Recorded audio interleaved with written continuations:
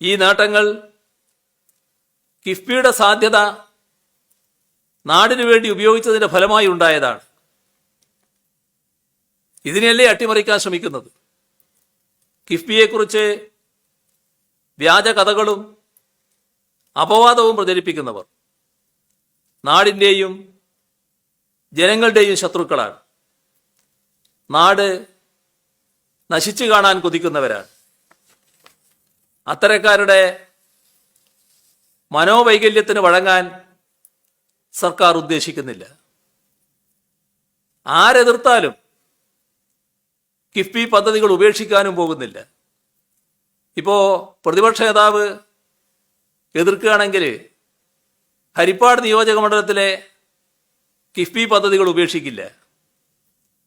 ഒരു പ്രതിപക്ഷ MLA-യുടെയും മണ്ഡലത്തിലെ കിഫ്ബി പദ്ധതി ഉപേക്ഷിക്കുകയില്ല.